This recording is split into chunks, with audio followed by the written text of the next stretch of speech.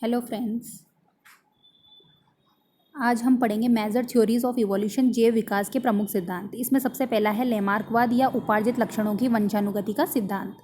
सन 1809 में फ्रांसीसी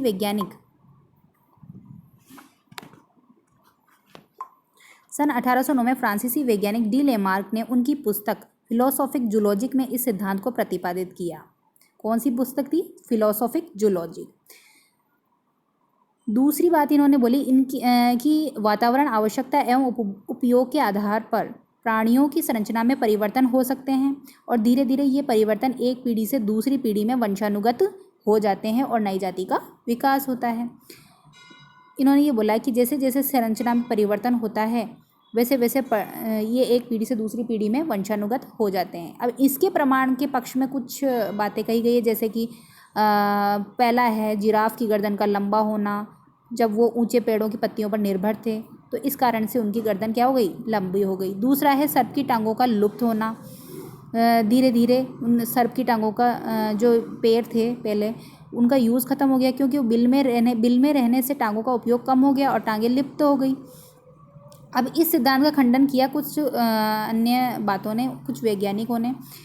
पहला विज़मैन नामक एक वैज्ञानिक ने किया। उन्होंने कहा कि चूहों की 20 से 22 पीढ़ियों की पूंछ काट दी, लेकिन फिर भी पूंछ समाप्त नहीं हुई। ऐसा कुछ उन्होंने प्रयोग किया। दूसरा था भारत में सदियों से कान व नाक छेदे जाते हैं, परंतु ये लक्षण क्या नहीं होते? वंशानुगत नहीं होते।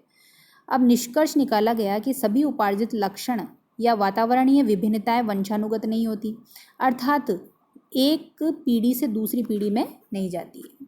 दूसरा सिद्धांत यह है प्राकृतिक वर्ण का सिद्धांत या डार्विनवाद। सन 1859 में 1859 में चार्ल्स डार्विन नामक साइंटिस्ट ने प्राकृतिक चयन द्वारा यानी कि नेचुरल सिलेक्शन द्वारा ओरिजिन ऑफ स्पीशीज, जाति की उत्पत्ति नामक पुस्तक में इस सिद्धांत को बताया।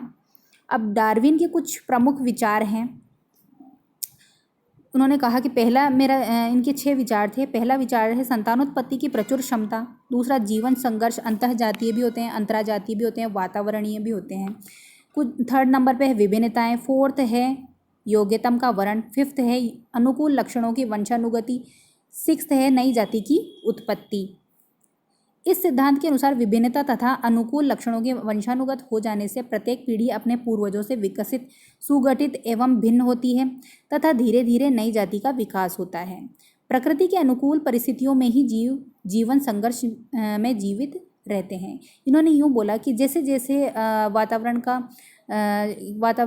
में परिवर्तन होता है, जैसे जैसी परिस्थितियाँ मिलती है उस अनुसार ही जीव अपने आप को ढाल लेता है और उसी हिसाब से संघर्ष करता है और अपने आप को जीना सिखाता है। जो इस परिस्थिति, इस नई जो संगति है, इसमें अगर वो रहना सीख जाता है वो उस हिसाब से बन जाता है।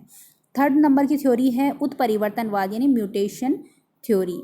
इसमें हॉलैंड के वैज्ञानिक थे ह्यूगो डी व्रीज, इन्होंने इसको दिया या प्रतिपादित किया। इसके अनुसार कुछ पादपों तथा जंतुओं में क्रमिक विकास नहीं होता है, बल्कि उनमें अकस्मात ही परिवर्तन हो जाते हैं। मतलब अचानक ही परिवर्तन होने को ही क्या कह रहे हैं?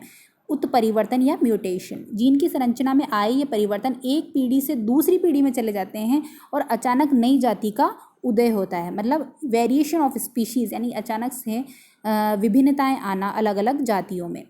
उसके बाद चौथा सिद्धांत है संश्लेषणवाद या नव डार्विनवाद। ये नव डार्विनवाद है। पहले तो था डार्विनवाद, अब आया है नव डार्विनवाद। ये जैव विकास का क्या है? आधुनिक सिद्धांत है। इसके अनुसार जैव विकास की घटनाएं उत्परिवर्तन तथा आनुवंशिक पुनः संयोजन द्वारा होती है। वातावरण के प्रभाव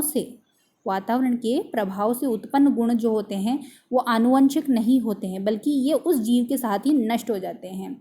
केवल आनुवंशिकी के द्वारा विकसित गुण ही एक पीढ़ी से दूसरी पीढ़ी में जाते हैं। कहने का मतलब है कि जो वातावरण से हम चीज़ों को ग्रहण करते हैं या जो गुण हमारे अंदर आते हैं वो आनुवंशिक तो होते नहीं हैं, इसलिए वो जिस जीव के साथ पैदा होते हैं वो उसी जीव के साथ नष्ट हो जाते हैं।